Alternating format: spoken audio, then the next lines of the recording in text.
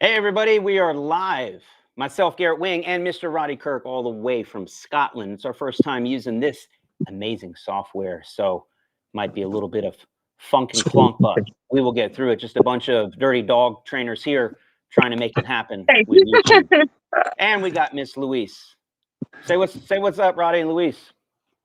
Yeah, how are we all? We are in the middle of going in between sessions, helping clients. So we're au natural today.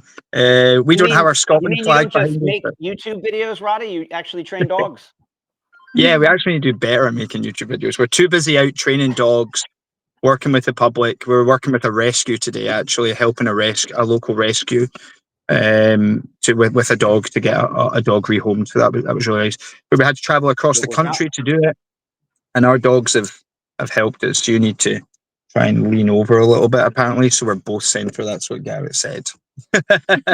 Yeah, we can see about half of her, but that'll make it work. Yeah. So listen, let's talk to what this live is about. We're not just here to talk smack. We actually have an incredible seminar coming up in Scotland, first of its kind, at least for us.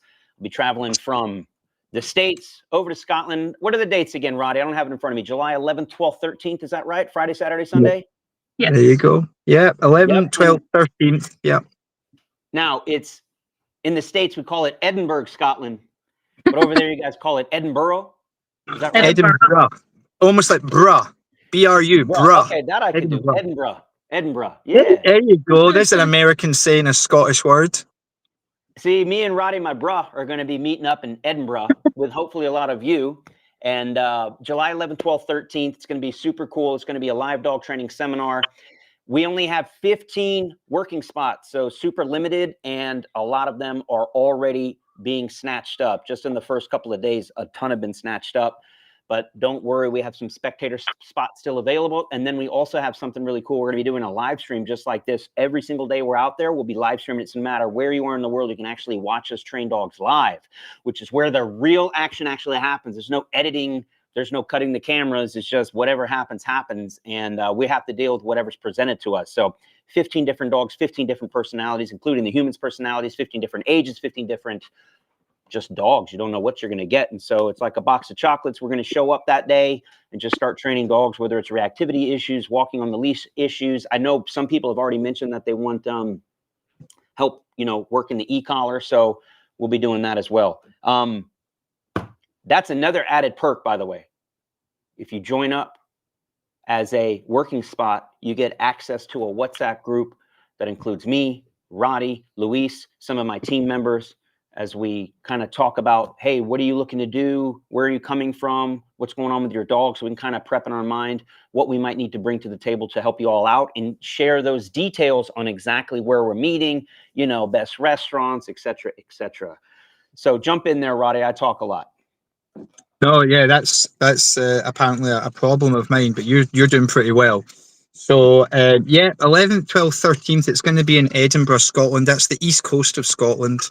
As soon as people have signed up on your DIYcanine.com, as soon as they sign up, they'll get put an option to get into the WhatsApp group, and they'll also get information on exactly where the location is. Unfortunately, in this day and age, sometimes where it's just safer that we keep the exact location quiet until you have your spot, due to trolling.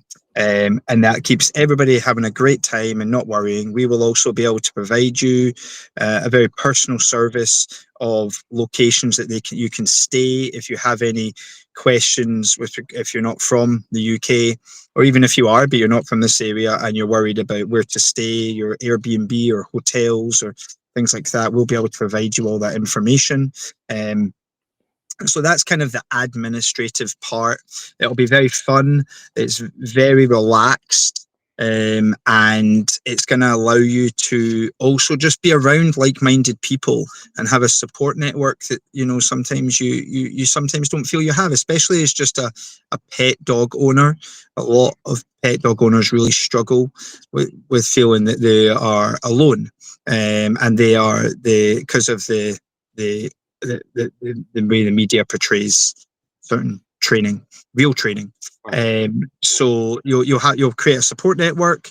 You then we'll also do things like we'll every night we will go out for dinner and be able to chat and have a wee groups, do little pat walks at lunch times and things like that as well. And then of course you've got the main event, which is kind of like 9 to 5 for Friday, Saturdays.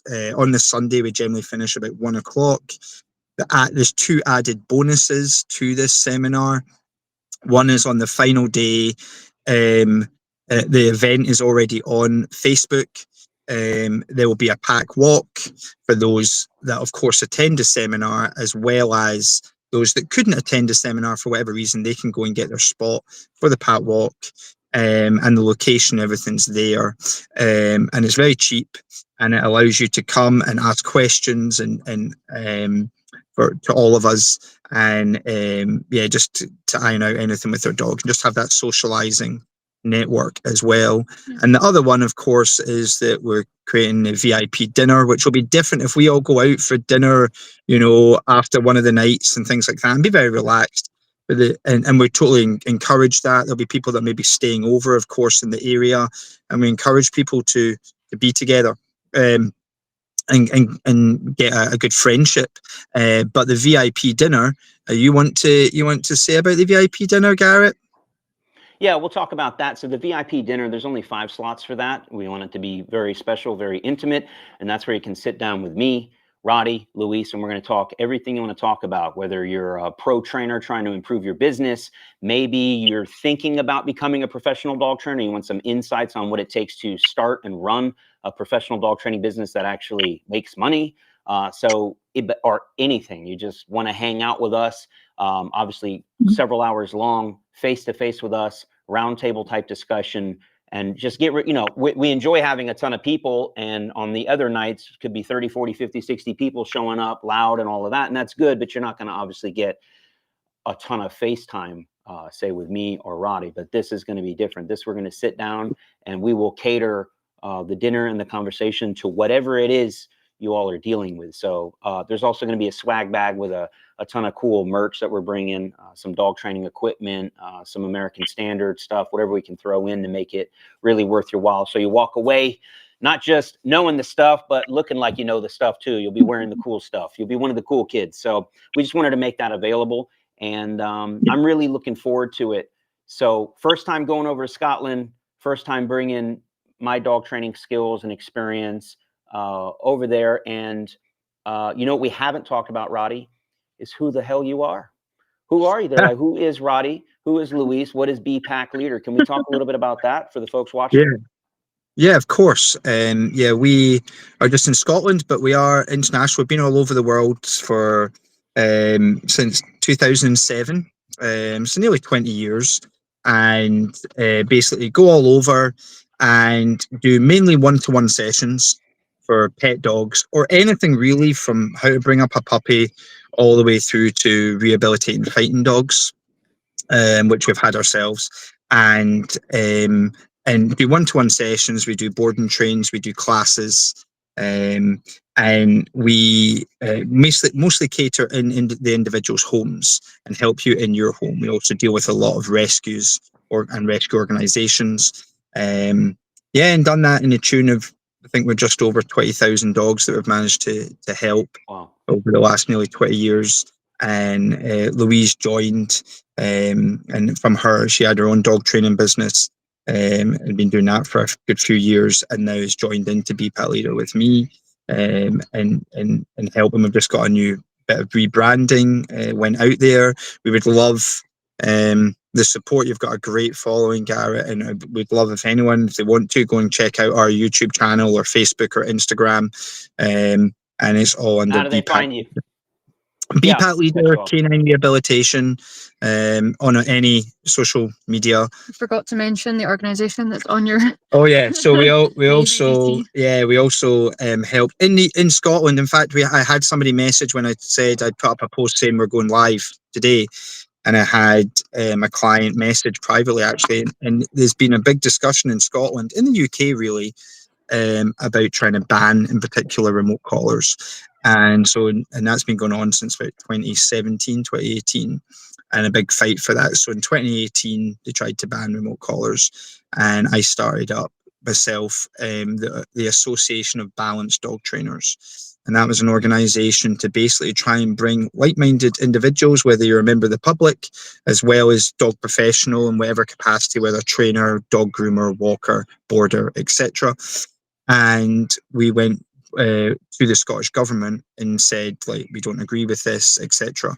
And we then had this many meetings with the Scottish government, who were basically saying, teach us, help us on this tool, which was great. And because of that, remote collars never got banned in Scotland. The political system has tried a few times since to get them banned, but we knock it out of the park because there's no reality to it. There's no evidence and data, and so the Association of Balanced Dog Trainers is a great organisation that's really just trying to bring people together as well. And I think from that, there's been a lot of people kind of jumping on the bandwagon in a way, which is great. You know, creating their own groups and stuff and campaigning, and you know, a lot of people writing to MPs and that kind of thing over here. So it's been really good. Yeah, some people have thought, and it's just so you know, in Scotland and England, if you're coming over and if you are maybe coming from abroad and you're bringing a working spot or whatever, remote collars or any of these tools, there are no tools that are banned. You can use these tools here. The only place is in Wales. Just if you are watching from another country, in the UK, the United Kingdom or Great Britain, you have 4 countries. You have Scotland and England. Scotland's in the north, England in the south. You have Wales and Northern Ireland. Wales is part of the main island, and then Northern Ireland's a separate island. And they're the 4 countries that comprise the United Kingdom. If I'm saying that and you think, obviously we know that, Roddy, you sound stupid, apologies, but there are some people that just don't know.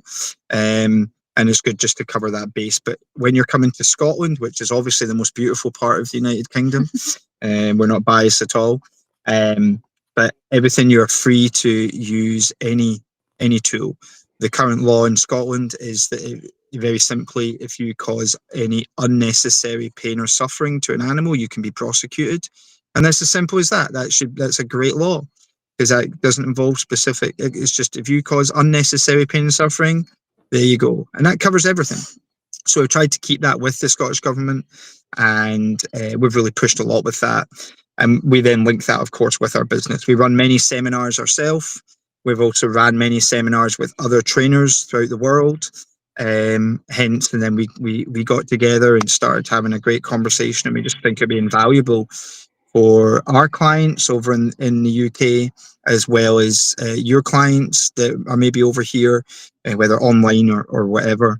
And yeah, we have a lot of experience, and we would love to try and expand in helping as many people as possible. Just have a better relationship with their dog. Yeah, that's something.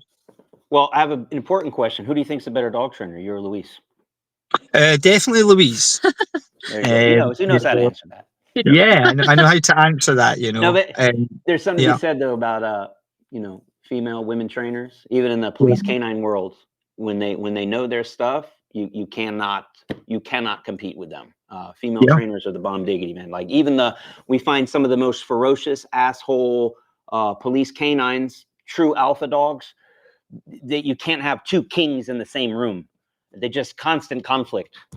Introduce a strong queen, and then the toughest of toughest badass police dogs goes, where have you been my whole life? And they become perfect. Behind every great man is a great woman. Sometimes behind every great dog is a great woman also. So we have a lot of love for our female trainers. Look at this big boy here. Yeah. So for those of you who might be wondering, like, who this seminar is for, this is for someone who's maybe never been to a seminar before.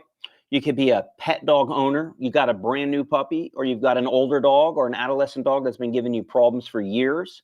You could be a professional dog trainer. You could be a sport dog trainer. Man, you could even be a police canine handler over there. We're going to show you something. Bring whatever, because between myself, Roddy, Luis, we have the experience to cover any issue you may be having, from a reactive dog to, again, a brand new puppy you don't even know where to start, to a sport dog that you want to take to the next level.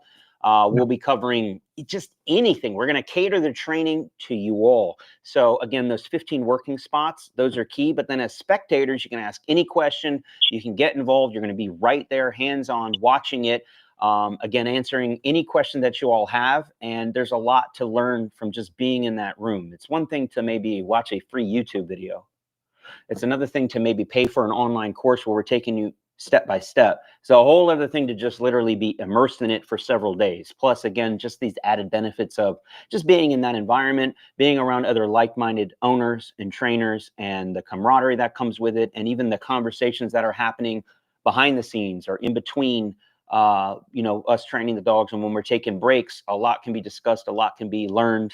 And we talk about anytime we go to an event like this, you're going to walk away with at least one huge golden nugget, if not multiple golden nuggets. And sometimes it's just that one golden nugget that unlocks so much for you and your dog training journey, or for your specific dog, that makes it totally worth the price of admission. All the other stuff is just icing on the cake. But the golden nugget or nuggets that you're going to walk away from, that's what we're looking to deliver. And I know, again, a lot of people have already asked about my e-collar training system, which I believe is the best in the world. I just really, because why is it? Because I beg, borrowed, and steal from everybody else, added in my own secret sauce. And it's also ever changing, ever expanding. We're adding more and more to it all the time. So point being, I'm really looking forward to sharing that. And one of the ways we actually share it, I find the best way to teach someone how to use an e-collar is to put it on them, then have them put it on you, and really be in the mind of the dog. We can communicate back and forth, and not until you iron out all your kinks, until you get it all. Like, if you do it wrong on me, I can tell you, hey, you're doing it wrong. If you do it wrong on your dog, unless you know what you're doing and you can read the dog, you may not know you're screwing it up. We find a lot of people, professional dog trainers included, using the e-collar incorrectly. They use it only as a hammer, but it is one of the best tools, if not the best tool ever, in my opinion, brought to the dog training world, only if you know how to use it. It's like a surgical instrument. It is amazing. And so we like to talk about how it's not just a brake, it's a gas pedal, it's a steering wheel, it's a motivator, it's a digital leash. In fact, not to talk too much, but we have a dog on our program right now, a husky, who is a wild child. And we're training him to be a full-fledged service dog, that the owner's going to be taking him to work with her everywhere she goes. But the kicker here, or the key thing to think about, is she is a quadriplegic, meaning she does not have, you know, normal, easy use of her arms, hands, legs. She has, you know, I don't want to talk about her particular situation, but let's just say she cannot use a leash like other people can, does not have the strength, the dexterity, the control. She cannot take that dog out on a leash, because she literally can't hold a leash. So how do you control a dog when you cannot hold a leash? An The invisible e-collar leash. is the only way it's going to happen. What's that? An invisible leash. Yep. An invisible digital leash. Yes. Or you can go the purely positive route and try to bribe the dog 24/7 with lollipops, you know, hugs, kisses, treats, and fairy tale wishes. It's not going to happen, folks. And then just have The no only way it's dog. going to work is with the e-collar. So that's the only question I asked her when we had one of our many conversations leading up to the training was, so you're a quadriplegic, get that? Does your thumb work? And she goes, yeah. And I said, show me. And she goes like this. And I go, that's all I needed. Can you push a button? Obviously, she can speak and tell the dog to do something. We can all do that. But if it was as simple as just telling your dog to do something, we wouldn't be employed, Roddy and Luis. We wouldn't have a job. But as many of you know, telling your dog to do something and them actually doing it is a totally different conversation. So she's obviously able to tell her dog to do stuff. Whether he's going to do it or not is the question after our training, which is going to obviously involve a ton of training with him, but obviously a ton of training with her. She will be able to control him like a little remote control car, and he's going to be on his best behavior. And then what's beautiful about it is live his best life and no longer have to stay at home 8, 9, 10, 12 hours a day when she's working or picks up an overtime shift or whatever. Now she can be with him, and vice versa. He can be with her. So it's going to be a beautiful thing. So it's going to really unlock a lot of doors for her and the dog. And we're looking forward to it. And so we're going to show you that stuff. That's what we're going to show you, like how it's not going to be more than just e-collar, but man, if we just spent the whole seminar on e-collar, we will blow your minds, but we're going to do even more than that. So we'll blow your minds and then some.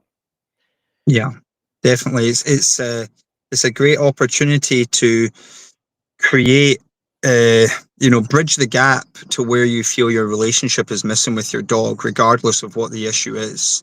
As you said, whether you've got a puppy to an old dog to a dog that is nervous to any issue whatsoever. It's not a seminar just for because we've already booked out quite a lot of spots, so you need to book quick because the working spots, there's a limited number and they're booking out really quick. So it is not. I've had a few people ask, "Oh well, I'm maybe considering it, but I don't want to be embarrassed by all these other well-trained dogs there." And you're like, "This is not what that's for." Yeah, we had our last seminar was pretty much all problem dogs. There was a couple maybe of high obedience guys or people who are now trainers, but pretty much all of them were bad dogs. Bring your problem dogs. That's what we want. And then some people just to consider, they're maybe asking about the price, and you see that on DIYcanine.com. But you are getting huge value for your money, because you're getting to spend 3 days with us and 9 to 5. I mean, if you look at the price normally, I'm dying to show you. There's a dog passing us here in the park. You can show us. What is it? Acting a fool? Yeah, it's a lovely big lassie dog, actually. A big Shelly lassie dog. But it's taken the lassie for a walk. That's a Scottish word for a lady, the lassie. Yeah, that's crazy. We'll teach you all of them. Yeah. Yell We'll teach out the window. Come to our seminar. We'll fix it. We'll fix her walking. Yeah. We'll park out the car. But don't be shy. price. You guys got to bring these problem dogs. And if you see me looking at my phone, it's not to be rude. I'm in the chats, stirring it up because we're about to be answering some questions. I'm asking them to ask their questions so we can get to them. So I'll be scrolling through now. It's not me being rude. Yeah, go. So I was just saying other times in the UK in particular, people concern about they ask about price. Of course, everyone asks about price. But you're getting 3 full-on days. And if you're coming to the seminar, you get the pack walk. You get that for free.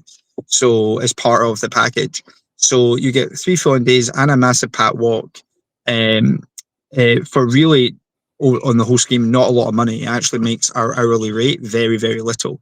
But the knowledge that you're going to gain from coming to the seminar is it's amazing. And even if you're just looking for that, we'll look at giving out certificates at the end as well. Some people like to ask, there will not be a test or an exam, but some people, what we generally do is we give out certificates at the end to say that they've attended this this seminar.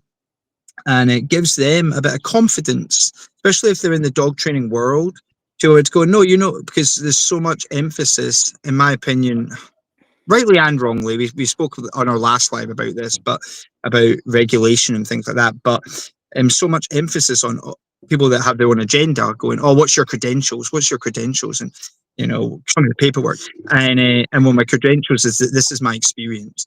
And but if people, as a dog trainer, maybe even if they're starting out, but if they're able to say, no, well, I attended this seminar with these guys and I got this knowledge, and that carries a lot more weight than in the real world, because nothing beats practical experience in the 100%. Real world compared to the other, the other nonsense credentials, because it's unregulated. So there's no qualification. And the only challenge of I'm kind of for and against regulation, because regulation would be a great idea, but who does the regulating? And that's the problem. So anyway, so it's definitely worth your money if you're thinking, oh well, I don't know if I can, or make it your holiday for this year. Like this is not to be missed. We do have. We've got, the last couple of seminars we've done the last year, we have a really good group of people who, they come along, they stay for the weekends, they come for dinner afterwards, they've stayed friends, they walk their dogs together now, they've overcome their issues, and it's great, and they still come to classes and stuff, just to socialize. So it's really good. We do have a couple of questions. Scared. And right before we do, I wanted to say something about, because Roddy, I love what you said there. I recently had to revamp my resume for something. And as I'm looking at it, when we go to the dog training part, I think I have, when it comes to dog training, like 2 certifications, law enforcement related. Yeah. 2, and they're required. Everything else is all the seminars and trainings that I've went to and or have actually taught. And that's Yeah. where you learn it nonstop. So I love that you said that. I had never considered that before, but it's not the stupid acronym or certification behind your name. It's who you know, who you've trained with, who you've worked with, how many dogs you've had under your belt, how successful you are, and then the ongoing nonstop learning. The minute you stop learning or think you know it all is the minute, you know, you're not good anymore. And so I still to this day go to training seminars, whether I'm teaching or I'm learning. And even when I'm teaching, I'm still learning because I love that feedback, and there's always a new problem, something to fix. So thank you for bringing that up, man. It's very smart. But yeah, Luis, let's get into them. I got one here, and then we'll pass it back. Bobby Valente says, "Love your channel, man. Hope to train with you someday." I don't know if that's Roddy, Luis, or me, but either way, thank you so much, Bobby. And guess what? If you want to train with us, we'll see you in Scotland, Edinburgh. And let me know every time, Roddy. Give me a thumbs up if I got it right. So, Awesome. Bobby, thank you very much. Let me know if you got another one, Luis. I'll keep looking. I was just looking at a few. We have a few scared dog. We have a few on resource guarding, but I was just gonna remind people. Obviously, hopefully those people come along to the seminar. But if not, if they're too far to travel, whatever, I was just going to put a reminder of our live training. You can join online and get all the same resources digitally instead of being there in person if you can't make it. So that is an option. Lily on the has way. a question. Lily says, "Is it possible to train your own service dog?"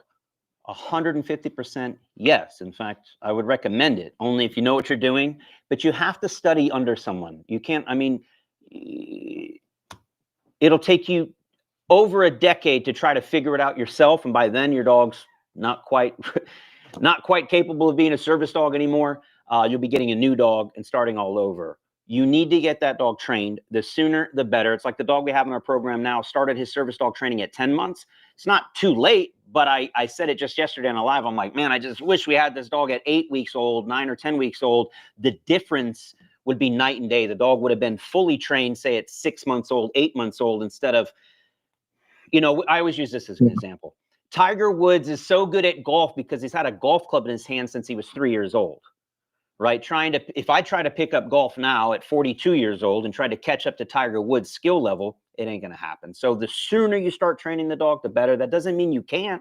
You can't. If I picked up a golf club today, I'll be better next year than if I waited till next year to start. So yes, even older dogs can be trained. But the point being, to the question, can you train your own dog? Yes. But you have to work with a trainer like Roddy or Luis, whether that's in-person training, online stuff. You take our online courses at DIY Canine, our complete set. That's everything you need to raise and train your dog to be the best that it can be.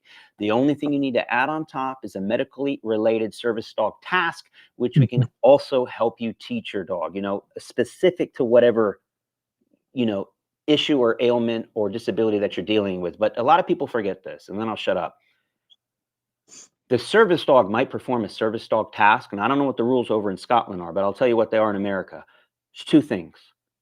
It has to have the service dog task, but it has to be well behaved at all times under perfect strict control by the handler. No ifs, ands, or buts. That means no reactivity, no screwing around, no jumping, no pulling, no barking, because even if your dog is a service dog, I don't care how much service dog action it does. If it goes into a restaurant, business owners are protected by law. The same ADA law that protects service dogs also protects the business owner, and that business owner can tell you and your fake ass service dog to get the hell out of their restaurant if it's causing a disturbance. So I want you guys to think about that. I want you to slap a service dog vest on and think you're good to go. If your dog acts a fool, out you go. And there goes your service dog protection. So I say first and foremost, your dog needs to be well behaved, super obedient, on its best behavior.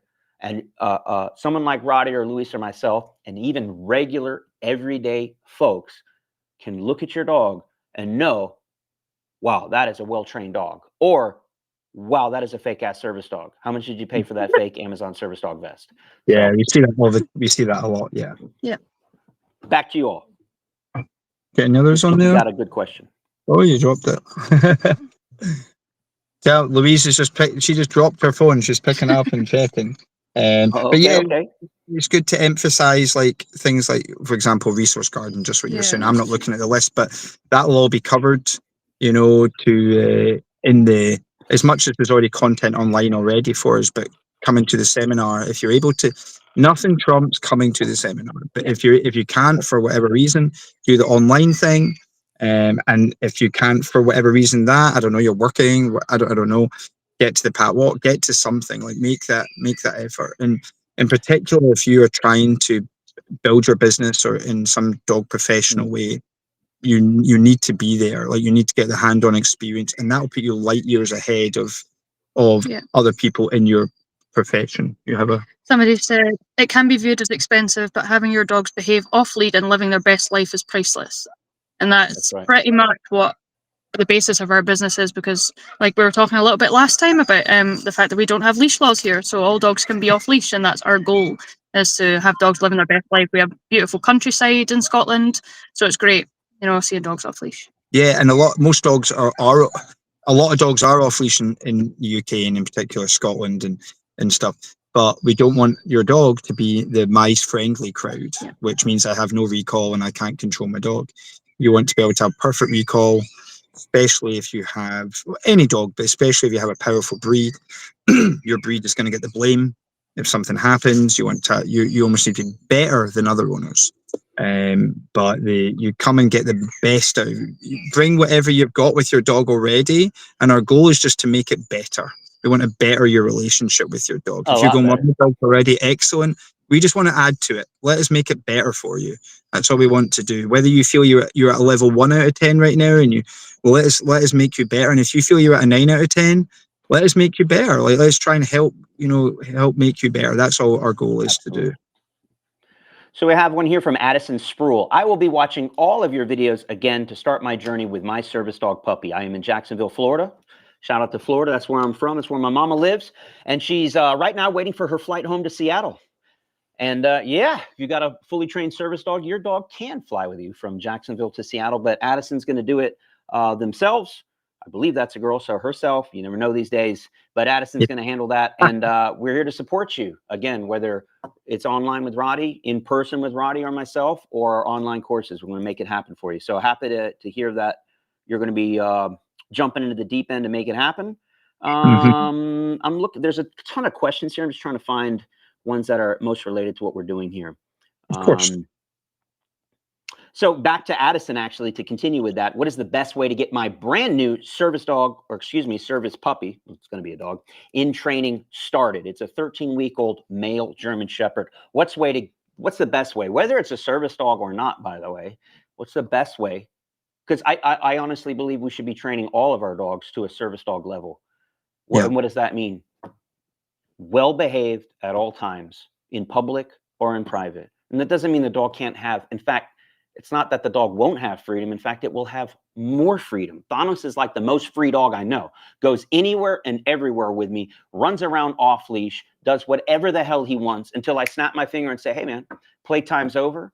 We need to behave and walk through the metal detector at the airport. I need you to lay down at the restaurant that we're at because it's not playtime. As soon as we finish the restaurant, oh, you see a squirrel? Go chase a squirrel, bro. Have a good time. So you want to answer that one, Roddy? Just short and sweet. Same thing. Yeah, just same thing. They get their dog started. Yeah, I think you need to learn how to communicate with a dog. People understand dog language. Our language is vocal. Dog's language is energy, body language, touch. You need to know how to communicate with touch with your dog, and understand the needs and the needs and the wants of the dog. And they're two different things. And your needs and wants too. Keep that in mind. In particular, the certain breed that you get, with your needs and wants. But yeah, you have to emphasize on respect with the dog and you, and trust. Trust is kind of easy to build. Respect is what you need to work on. And that's if you've got that, everything else will fall into place. But if you can't get your dog's attention, then it doesn't matter how much gymnastics you do. But if you can't get their attention, it's irrelevant. It's not that gymnastics isn't important, and we love the gymnastics, but you have to be able to get your dog's attention, and your commands need to be not negotiable. And Yes. you need to make it crisp like that. If you've got that, everything else you can always teach something, but you need to have that established relationship. And that's always what's missing when we go and see somebody. They don't have enough respect from their dog. Respect is they don't know how to really communicate properly. That's the key thing, is knowing how to, because that word is now confused with abuse and punishment, and it's learn how to really have your dog respect you. Put it this way, there's a reason you drive differently if there's a police car behind you than a normal car, and you've got to ask yourself why that is, and that's the relationship your dog's got to have with you. And most dogs, they see you in the rear view and they just give you a proverbial 2 fingers and do their own thing. Yeah, And that's funny, man. That's funny. I like that analogy. And so my friend Justin Rigney, a fellow trainer, he says all dogs are criminals. They're criminals, especially if you allow them to be. They have like a little criminal mind. They want to see what they can get away with. They want to see if they can steal that food off your counter. And if they don't have to listen to you, they won't. And so perfect analogy of like, if there is a police car behind you, many of your dogs are flipping the bird, revving the engine, doing burnouts, and just like, chase me, let's go. And then you'll literally see that happen. We call it the runaway game, where you're trying to recall your dog, and it's like, yeah, chase me. Yeah. But then the owner will turn around and go, yeah, but like they were abused 27 years ago. So, we say the owner's pulling them over to speeding, but not giving them a ticket. Yeah. There's a big difference between interrupting behavior and correcting behavior. There's a big difference between those two things. And people don't even know how to really interrupt behavior, but let alone correct behavior. And it's a funny analogy. We could go down this rabbit hole. I like it. Yeah, and humans tell the story and dogs tell reality, and we see that all the time with the dogs that we see. But that's generally what's missing. So if you want to start that early relationship with your dog, think of your dog as a 12-year-old foster child who's just came to live with you, and they're going to come with habits, and some of those habits are good, and some of those habits are not good. And if your 12-year-old foster child, regardless of their background, moved into your home and they were smoking, they go to bed when they want, they go on a constant buffet, they drink, they don't brush their teeth, they don't go to school, you'd be like, no, these are the rules in this house. Because I love you, these are the rules. Whereas when we get a predator animal that comes and lives in your home, they come with their baggage. They come with existing habits. Now, that could be just an existing habit as a puppy, or an existing habit as a dog that has already built up some bad habits. It's your job to go, hey, these are the rules in this house. And when you follow my rules, then I will trust you. And if you start that way, you always have a good relationship. But if you just go, no, bring your baggage, it's okay, because, something happened to Rufus, 400 years ago, so he's really sad and got attacked, then that's not reality. And the dog will just go, well, that habit I did before, I'm just going to keep doing it here. So really get that respect part from your dog, and everything else will fall into place, because you don't need help on how to give your dog affection, but you generally need help on knowing how to stop unwanted behaviors. That's what people call you for. Very well said, man. See, and then that's why I love having these conversations with Roddy, is very like-minded, but the way he explains it, I was like, oh, I've never thought of that. Like the police analogy, the 12-year-old foster child. I'm like, all right, yeah, I'm going to put that one in my back pocket. I'll use that one later. It's good stuff, man. It's great. Yeah. It's great. A couple comments and questions. KC, I've had trainers with lots of letters after their name who are not able to change a thing. Well said, Casey. See, we agree there. Kim says, DIY Canine is amazing. Thank you, Miss Kim. Much love. Adam, love the videos and tips. Thanks for the tips with my German Shepherd. Yes, sir. You got it. Let's get to a question, though. There's some weird ones in here. Thoughts on going, what are your thoughts on going to a cheap group training to desensitize a trained dog to other dogs? Who wants to answer that? What's that? Who wants to answer that? I'll go for it. Look, generally speaking, group training, there's pros and cons to it. We talk about it a lot. What I would not do going back to the young lady who has the young 13-week-old puppy, I would not bring my 13-week-old puppy to group training with a bunch of other untrained little rascally 13-week, 8, 9, 10, 12, 13, maybe even 6-month-old, 1-year-old dogs that are misbehaved, maybe just got adopted from the shelter. And then you have one trainer trying to oversee 4, 6, 8, 10, 12 people who have no idea what they're doing, 8, 10, 12 dogs that are misbehaved, don't know what the hell they're doing. It is a recipe for disaster. But that's not actually the question he asked. So generally speaking, I'm not a fan of group training whatsoever. But the one thing that I do appreciate with group training is if and only if your dog is to a very well-trained point. In his case, I think he's saying like fully trained. Yes, I think group training with a fully trained dog is great. But generally speaking, I would say with other well-socialized, well-mannered, obedient dogs with other owners who know what the hell they're doing, so that it's like when you look, it's 6 dogs all perfectly healing, 6 dogs all doing a beautiful downstay. The danger of bringing your perfectly trained dog to a situation where you might have all these other wild-ass dogs, I see it as a killer opportunity to proof your dog off distractions. But it only takes one instance for your dog to become a reactive shit show for the rest of its life.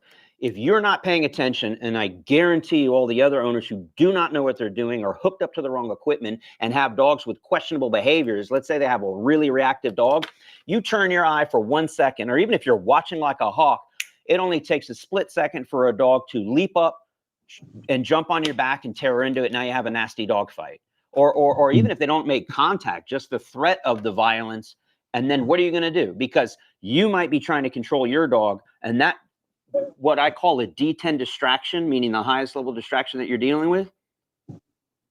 When you're really working with a dog, in a perfect world, you're able to control the level of distraction through distance or whatever. Let's say I have someone clapping their hands to get a dog to look, and I'm struggling to get the dog to focus on me because their clapping is a little too loud and obnoxious. I can say, lower the clapping, make it less. If a dog's acting a straight fool and the owner doesn't know how to handle it or calm it down, you can't make that D10 distraction become a D8. You just can't. Or I don't know. It's just, how about this? I'll make it simple. The juice ain't worth the squeeze. Why don't you bring your dog to somewhere like a seminar that we're putting on, right? Not to plug it, but that's perfect. Now you have multiple trainers, people who know what they're doing, and we do it in a much more controlled environment. I do find a lot of the folks putting on group training, especially the PWBS positive only treat bullshit, have no idea what they're doing. You're not getting anything out of it. It's just don't do it. Just don't do it. Bring your dog around other well-behaved dogs is the answer. That's what we want to socialize your dog with. That's the picture we want them to see. Remember, they learn from each other too. So if they see other dogs acting foolish, you want them around their peers. And sorry, I'm just thinking the exact same thing as you. Like, that only group classes, because we do a couple of group classes, but that only works if everyone's singing from the same hymn sheet. Whether it's a class or whether it's a pack walk, you have to make sure that you're singing from the same hymn sheet. And there's lots in the UK now where we've done pack walks for 15, 16 years, but there's a lot now that whether it's breed specific walks or others, and it's just organized chaos because you're all singing from different hymn sheets. Whereas the goal is you all have to sing from the same hymn sheet. You have to have the same type of training. And now we can have 40 dogs at a pack walk. We can have 20 dogs at a class. We can have dogs there that, if they in the past had wanted, kill another dog, and you never get a fight. You never get it because everyone is singing from the same hymn sheet. They are actually now good peers around them. Dogs need to have good role models around them. Yeah. If every dog they meet is barking at them and going crazy at them, especially when these young ones, they're just going to go, so this is what we do. And so there has to be that. And most, I'd be very strong in saying most dog training classes you go to, most, probably well over 90%, I would avoid like the plague. You also have people that don't want to spend the money. Let's be real. They want to be able to, they've got this list of problems with their dog and they go, so can I just go to some classes? And I just go to a class and they're like, well, you've just got this list and you're really going to need some one-to-one work. Yeah, but I've spent $1,000 on like this other trainer and it didn't work. And, so I need to, can I just come to a class or can I, and it's like, sorry, that's not our problem. But you need to come, you should have came to us first. We're here. But people sometimes will go to a class but they have huge problems that they need to sort, and it needs to start in their home. It needs to start in your home, and then on the leash, then off the leash. But so a lot of times the mindset of the training class, or in the UK, a lot of pack walks, you have to all be singing from the same hymn sheet. So make sure you're using a balanced trainer that's doing these classes. Make sure, and you should be able to tell that. You ask that. And if they're not letting you because they don't let specific breeds in, or they don't let certain tools, they are red flags to go, see you later. Same as having a dog walker or any other professional with dogs.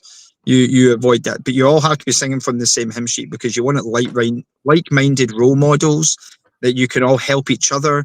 That becomes a safe space. So if your dog does kick off, you know how to correct it, you know how to handle it properly, not be embarrassed and upset and worry about the police rolling in or being trolled on social media or whatever. But you have to be singing from the same hymn sheet. So be careful what training class you go to, what trainer you go to. Yeah, and what trainer you choose.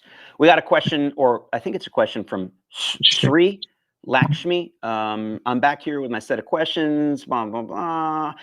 Can you teach how a therapy dog should be trained, and can you cover it in the academy? Can you cover that topic in the academy? So that one's for me. Yeah, we have our American Standard Academy. We're wrapping up our first one. We're getting ready to take admissions for our second one, limited to 15 spots. That'll be opening up very soon this summer. We're already coming into summer. So what I'm saying is it's coming soon. I just don't want to give you a date just yet, but very, very soon. So keep an eye out for that, Sri. And yes, 100%. We're going to teach you all of that and more. You want to learn how to train a therapy dog, service dog, whatever you need, we're going to show you how to do that and literally walk you through the process. Let's see. And I just want to remind everyone, Scotland, speaking of summer, July 11th, 12th, 13th, I'll be going over there. Edinburgh, which I keep saying the Scottish Highlands because it sounds fancy, but someone told me like, hey, bro, it's the lowlands of Scotland. I'm like, it's all good, baby, because I don't really care. It's going to be beautiful either which way. But let me know on that, Roddy. Is it the Scottish lowlands or the Highlands?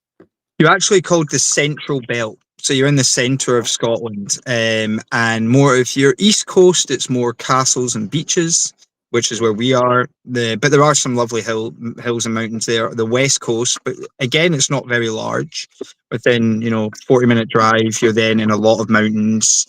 So going into what we call the Trossachs. So that's very mountainous, very beautiful, and what you would picture Scotland to be like, in particular the mountains and the castles and the burns. A burn in Scotland is a little river, call it a burn. So you've got all your little burns and all that. So you'll be able to, if you're coming to the seminar, not just yourself, but other people, you'll definitely be able to get an array of all of that from coming to the seminar. Also, the location of the seminar is in we use a big indoor equestrian centre on a country estate. Yeah, it's really beautiful. And it's beautiful. And then within not far at all from there are other things that, castles and beautiful country walks and things like that you'll be able to. But you wouldn't necessarily class it as the Highlands, but you're definitely able to tick all the boxes of Scotland from where we are. Yeah. Perfect. Yeah. So I'm super excited. So we're just a short hop, skip, and a drive from wherever you want to go, because like you mentioned, Scotland's not that big, and like you said, a lot of people are making it their actual holiday, their vacation, which is exactly what we're doing. We're going to come over there, we're going to work, and then when we're not working, me and the family are going to go explore all there is to offer over there. So very excited about that. So again, it's a reminder for everyone, if you're anywhere in the States, the UK, Europe, there's a way to get there. If there is a place to go, that's the place to go. Edinburgh, Scotland, July 11th, 12th, 13th. We got very limited working spots left. We have some spectator spots left. We also have the ability for you guys to watch it live, and we'll also be recording the whole thing. So there'll be an opportunity to purchase that and have that as basically something you can refer back to time and time again. We'll also have those VIP spots, which are going to be even more reserved. However, wherever you are in the world, we're making it available to you. And if nothing else, just continue to like, share, subscribe. Check out Roddy and Luis at BPAC Leader. You guys already know who I am because you're on my channel, hopefully.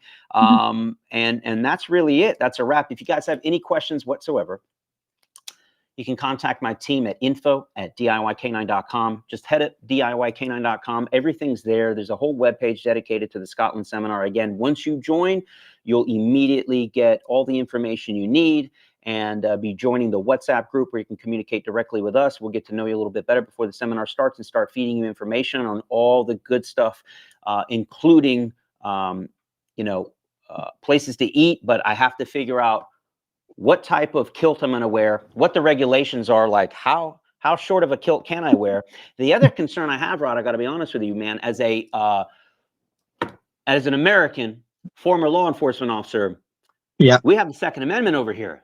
I bring my gun everywhere, but over in Scotland we don't. I need a dagger or a sword, brother. I need to go full Braveheart. So you'll have that.